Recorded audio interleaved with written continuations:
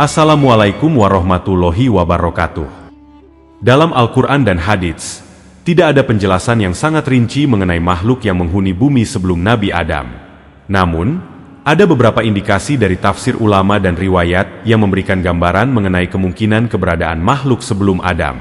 Dalam salah satu ayat Al-Quran, yaitu di Quran Surah Al-Baqarah ayat 30, yang artinya, "Ingatlah ketika Tuhanmu berfirman kepada para malaikat, sesungguhnya aku hendak menjadikan khalifah di bumi." Mereka berkata, "Apakah engkau hendak menjadikan khalifah di bumi orang yang akan berbuat kerusakan dan menumpahkan darah, sedangkan kami bertasbih memujimu dan mensucikan namamu?" Dia berfirman, "Sesungguhnya aku mengetahui apa yang tidak kamu ketahui." Ayat dari Quran Surah Al-Baqarah ayat 30 ini sering dikaitkan dengan penjelasan akan keberadaan makhluk sebelum Nabi Adam. Sebab dalam ayat ini menunjukkan bahwa para malaikat sudah mengetahui adanya makhluk yang berbuat kerusakan dan menumpahkan darah di bumi sebelum penciptaan Nabi Adam. Hal ini menimbulkan spekulasi bahwa sebelum manusia, ada makhluk lain yang telah menghuni bumi. Para ulama dan mufassir memberikan beberapa pendapat mengenai siapa yang menghuni bumi sebelum Nabi Adam. Beberapa ulama berpendapat bahwa makhluk yang dimaksud dalam Quran Surah Al-Baqarah ayat 30 adalah bangsa jin. Dan juga pendapat para ulama ini berdasarkan sebagaimana disebutkan dalam ayat Quran Surah Al-Hijr ayat 27, yang artinya, "Dan kami telah menciptakan jin sebelum Adam dari api yang sangat panas."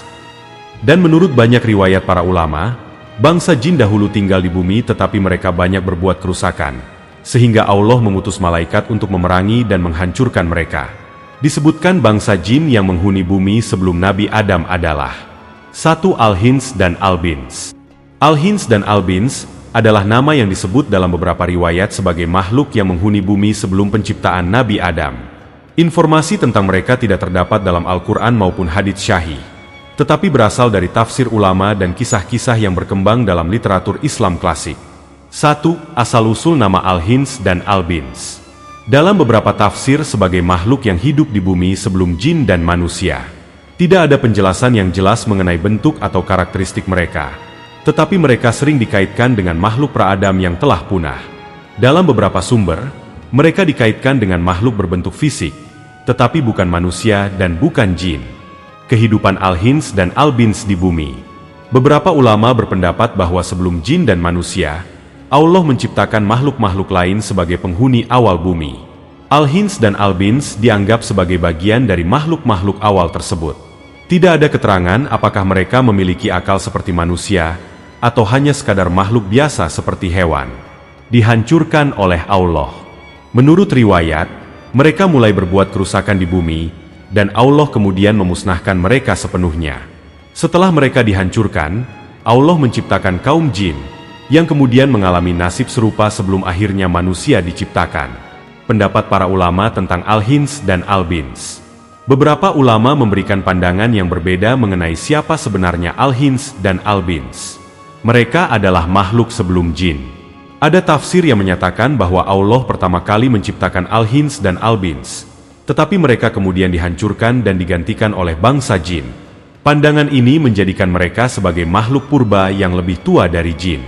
Mereka bagian dari bangsa jin.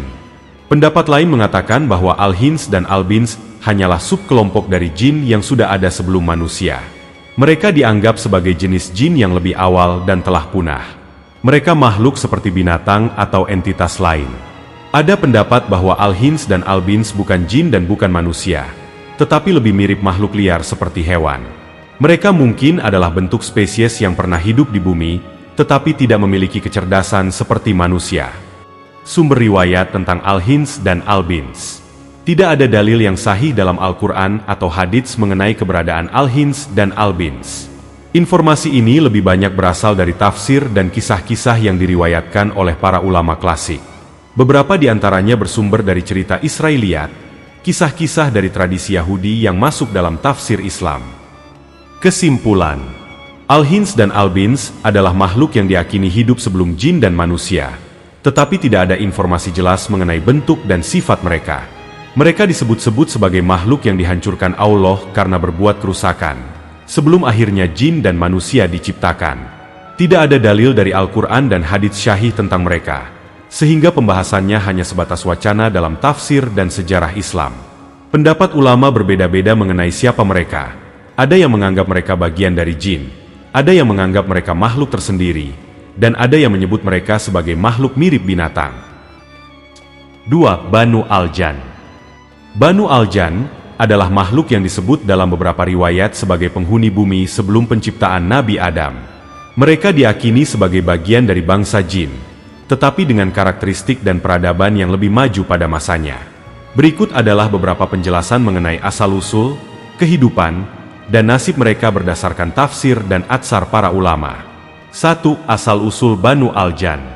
Nama Banu Al-Jan berasal dari kata jan, yang berarti jin dalam bahasa Arab. Beberapa ulama berpendapat bahwa mereka adalah keturunan dari Al-Jan, yang disebut dalam Al-Quran. Dan kami telah menciptakan jin sebelum Adam, dari api yang sangat panas. Quran Surah Al-Hijr ayat 27. Dalam tafsirnya, Ibnu Katsir menjelaskan bahwa Al-Jan adalah nenek moyang bangsa jin, sebagaimana Nabi Adam adalah nenek moyang manusia. Dari keturunannya lahir berbagai bangsa jin, termasuk Banu Al-Jan. 2. Kehidupan Banu Al-Jan di bumi. Makhluk berperadaban. Menurut beberapa riwayat, Banu Al-Jan pernah membangun peradaban di bumi sebelum manusia diciptakan. Mereka memiliki kota-kota, teknologi, dan struktur sosial seperti manusia. Beberapa ulama berpendapat bahwa mereka memiliki kebudayaan dan sistem pemerintahan kuat dan cerdas. Disebutkan bahwa mereka memiliki kekuatan fisik dan kecerdasan lebih dibanding jin biasa. Ada yang berpendapat bahwa mereka bisa berwujud fisik, meskipun jin umumnya bersifat gaib. Kemaksiatan dan kerusakan. Seiring waktu, mereka mulai berbuat kerusakan di bumi, menumpahkan darah, dan bertindak zalim. Perilaku mereka mirip dengan yang disebutkan dalam Quran Surah Al-Baqarah ayat 30. Saat para malaikat bertanya kepada Allah tentang penciptaan manusia, apakah engkau hendak menjadikan khalifah di bumi orang yang akan berbuat kerusakan dan menumpahkan darah? Para ulama menafsirkan bahwa malaikat berkata demikian karena telah melihat Banu Al-Jan dan bangsa jin sebelumnya melakukan kejahatan di bumi. 3. Perang malaikat melawan Banu Al-Jan. Ketika Banu Al-Jan dan jin lainnya semakin zalim, Allah mengutus pasukan malaikat untuk memerangi mereka. Malaikat berhasil mengalahkan mereka dan mengusir jin ke lautan dan pulau-pulau terpencil.